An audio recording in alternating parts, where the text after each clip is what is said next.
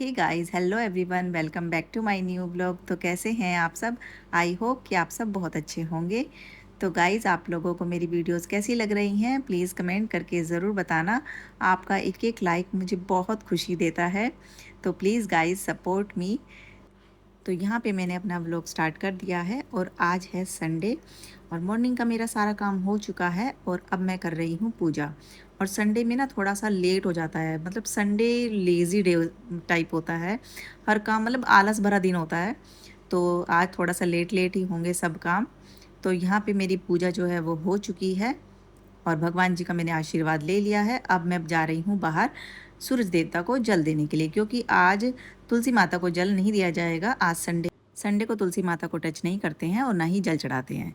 तो इसलिए बस मैंने सूरज देवता को जल दे दिया है और अब आ गई हूँ मैं किचन में नाश्ते की तैयारी करने के लिए। बेटे का और हस्बैंड का दोनों का नाश्ता बनेगा और दोनों का बनेगा अलग अलग।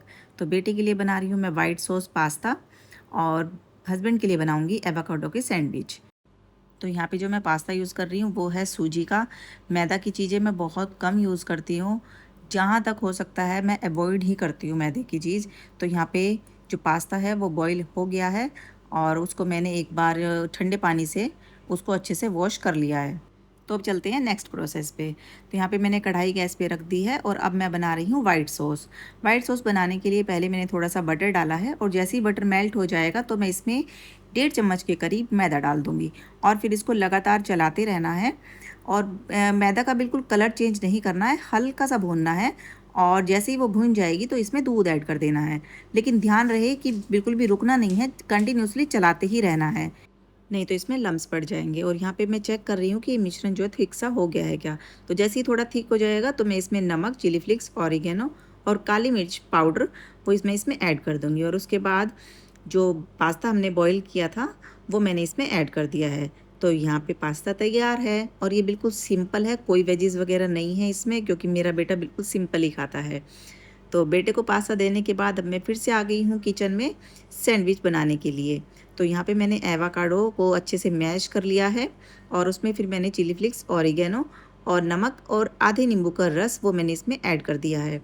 तो बस अब मैं इसको अच्छे से मिक्स करके और फिर ब्रेड की स्लाइस पे लगा दूँगी। आप इसमें अपनी मनपसंद की वेजीज़ भी ऐड कर सकते हैं, जैसे प्याज, टमाटर, शिमला मिर्च, गाजर, कुछ भी बारीक बारीक चॉप करके आप इसमें ऐड कर सकते हैं। मैंने नहीं मिलाया, मैंने बिल्कुल सिंपल ही बनाया है। तो यहाँ पे मैंने ये ब्रेड पर लगा दिया है, अच्छे से इसको स्प्रेड कर दिया है ब्रेड पर। और बस अब मैं घी लगाकर ये अच्छे से सेक लूँगी तवे पर। पलट पलट करके दबा दबा के मैंने अच्छे से ये सेक दिया है और फिर बीच में से मैंने इनको कट कर दिया है। तो लीजिए, सैंडविच तैयार है। तो जिसको भी खाना है जल्दी से आ जाइए। और यहाँ पे मैंने हस्बैंड की प्लेट लगा दी है, सैंडविच तैयार हैं। अभी मैं कर रही हूँ खाने की तैयारी, लेकिन उससे पहले भुट्टा भून दूंगी। बेटे को भुट्टा चाहिए। और यहाँ पे मैंने दाल चावल भिगो के रख दिए थे और भिंडी की धो के रख दी है। तो खाने में बना रही हूँ दाल चावल और भिंडी। दाल ये वाली बनाऊंगी, मलका दाल, ये मैंने भिगो के रख दिया है और चावल भी भिगो के रख दिए थे। तो बस पहले भुट्टा भून देती हूँ और उसके बाद फिर मैं खाने की तैयारी करूँगी।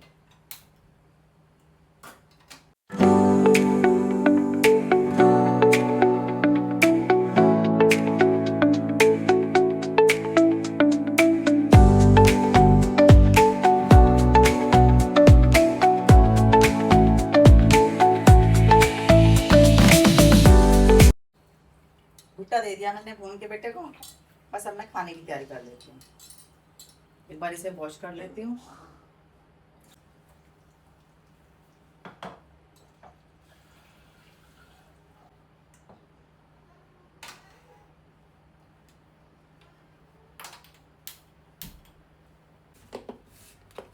उबलते टाइम सिर्फ मैं नमक और हल्दी डालूंगी इसमें। इसमें मैंने 1 चम्मच घी डाल दिया है और हल्का सा घी मैं इसके यहाँ पर लगा दूंगी। 3-4 विसल में ये खूब अच्छी उबल जाएगी। और इधर रख दूंगी मैं चावलों के लिए पानी। साथ साथ पानी गर्म हो जाएगा चावल का। और बस इतने ये दोनों चीज़ हो रही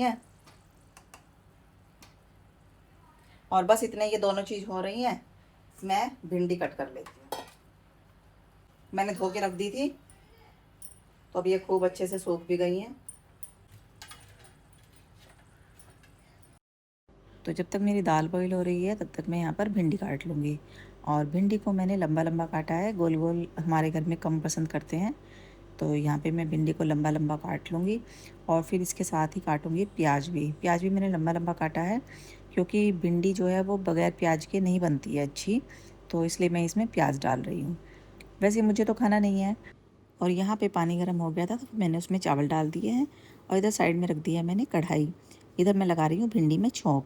तो सबसे पहले मैंने उसमें सरसों का तेल डाला है और जैसे ही तेल गर्म हो जाएगा फिर मैंने उसमें जीरा डाल दिया और फिर उसमें प्याज डाल दी।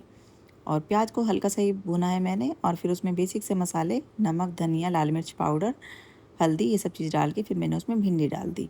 बस फिर उसको अच्छे से मसाले के साथ मिक्स करके ढक कर मैंने सिम गैस पर रख दी है और अराउंड 10 मिनट लगेंगे। 10 मिनट में भिंडी बन जाएगी। और इधर दूसरी साइड में मैंने दाल की छोंक की तैयारी कर ली है और छोंक के लिए मैंने टमाटर लिया और हरी मिर्च, उसको अच्छे से मैंने पीस लिया है। और बस कढ़ाई में मैंने पहले तेल डाला है। तेल जैसे ही गर्म हो जाएगा मैंने जीरा और फिर उसके बाद जो टमाटर का मैंने पेस्ट बना के तैयार किया है वो मैंने इसमें ऐड कर दिया। और नमक और हल्दी तो मैंने उबलते टाइम डाल दी थी, तो अब मैं डालूँगी इसमें मिर्च और थोड़ा सा धनिया पाउडर और थोड़ी सी डालूँगी हींग। और बस जैसे ही ये छोंक मेरा रेडी हो जाएगा फिर मैं इसको दाल में मिक्स कर दूँगी। और जितना टाइम मुझे दाल छोंकने में लगा है उतनी ही देर में भिंडी बन गई है। और यहाँ पे मैं साथ साथ अपने चावल भी चेक कर रही हूँ। तो चावल भी मेरे बन चुके हैं, तो बस अब मैं इनका पानी निकाल दूँगी। और यहाँ पे खाना सारा तैयार है। सारा खाना बन गया है। दाल, चावल, भिंडी तीनों चीज़ बन गई है और इसको बनाने में मुझे आधे घंटे का टाइम लगा है, क्योंकि आधी प्रिपरेशन मैंने पहले ही कर दी थी। दाल चावल दोनों भिगो के रख दिए थे और भिंडी भी मैंने धो के रख दी थी। तो बस फिर फटाफट से मैंने दाल उबाल दी और एक तरफ चावल रख दिए थे बनने के लिए और साथ साथ मैंने अपनी भिंडी बना ली थी। जैसी ही भिंडी बन गई थी फिर मैंने दाल में छोंक लगा लिया था। तो जल्दी जल्दी बन जाता है खाना। तो खाना बनाने में टाइम लगता है, खाने की प्रिपरेशन करने में टाइम लगता है। तो खाना बनाने में कुछ ज़्यादा टाइम नहीं लगा, आधे घंटे में पूरा खाना तैयार हो गया है। तो बस अब मैं दोनों को खाना दे दूँगी डाल के, हस्बैंड को भी और बेटे को भी। और साथ में बनाऊँगी मट्ठा। और गर्मी में आप मेरी हालत देख सकते हो कितनी बुरी हो रही है, मतलब इतना बुरा हाल हो रहा है गर्मी का। गर्मी में कोई कमी नहीं है, मैं पूरी पसीने में नहा चुकी हूँ। तो अब पहले थोड़ी सी देर एसी में बैठूँगी, पसीना सुखाऊँगी और उसके बाद दोनों का खाना डालूँगी मैं।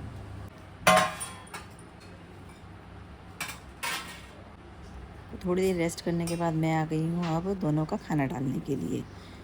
तो हस्बैंड का और बेटे का दोनों का खाना साथ साथ डाल दूँगी। और जब हमारे घर में चावल बनते हैं ना तो रोटी नहीं खाता कोई भी, तो रोटी नहीं बनती है, तो सब चावल ही खाते हैं। तो यहाँ पे मैंने दोनों की प्लेट लगा दी है, चावल डाल दिए हैं, दाल भी डाल दी है। और बेटा लेगा दही। बेटे को इसके साथ मट्ठा नहीं है पसंद, इस दाल चावल के साथ वो दही लेता है, तो उसकी मैं दही रख दूँगी और हस्बैंड के लिए रख दूँगी मट्ठा। और गर्मी में सही भी रहता है चावल बनाना, रोटी बनाने में ज़्यादा गर्मी लगती है, तो मुझे तो चावलों का काम बहुत इजी लगता है। तो यहाँ पे दोनों की प्लेट लग गई है, मैंने दोनों की सब्ज़ी में घी डाल दिया है।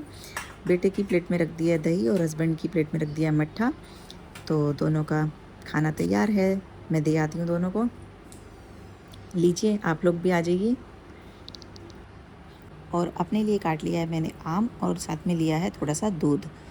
तो बस मैं ये खाऊँगी। मैं कर रही हूँ रात के खाने की तैयारी और खाने में मैं बनाऊँगी आलू पपीता।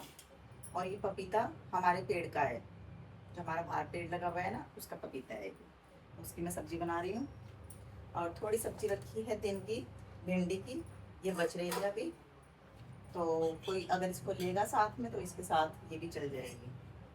तो अभी मैं इसको काट लेती हूँ और फिर बनाती हूँ।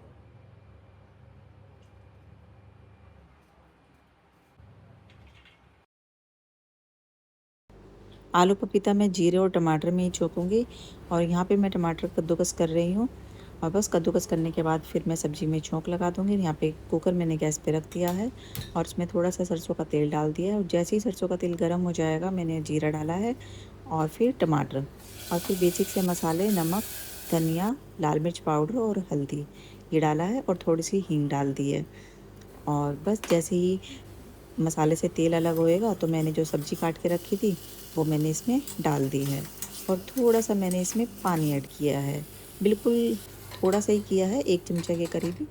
और बस इसमें 3-4 विसल आ जाएंगी और मेरी सब्ज़ी बन जाएगी। और यहाँ पे साथ के साथ मैं आटा कर लूँगी। आटा लगाने के बाद सबसे पहले मैं भगवान जी की 2 रोटी बनाऊँगी भोग लगाने के लिए। बाकी रोटी बाद में ही बनेगी, तो सबसे पहले भगवान जी को भोग लगा दूँगी, पूजा कर लूँगी क्योंकि दिया बाती का टाइम हो गया है, फिर दिन छिप रहा है।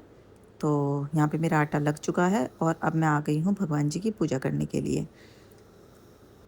और हाँ, आपको मेरी वीडियोस कैसी लग रही हैं प्लीज़ कमेंट करके ज़रूर बताना। आपका एक-एक लाइक मुझे बहुत खुशी देता है। और अगर आप चैनल पे नए हैं तो प्लीज़ सब्सक्राइब कर लेना अगर आपको मेरी वीडियोस पसंद आती हैं तो। और साथ में बेल आइकन भी प्रेस कर देना ताकि आगे आने वाली वीडियोस की नोटिफिकेशंस आपको मिलती रहें।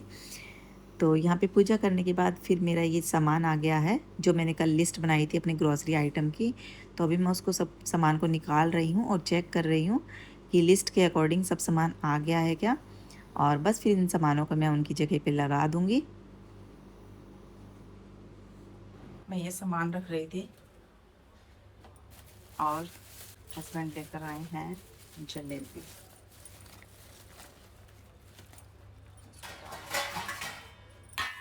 अभी खाना भी नहीं बना, मतलब रोटी नहीं बनी अभी, बस मैंने भोग के लिए 2 रोटी बना के और भोग लगा दिया था। अभी मैंने नहीं खाया है, पहले खा लेती हूँ जलेबी और फिर बाद में खाना खाएंगे।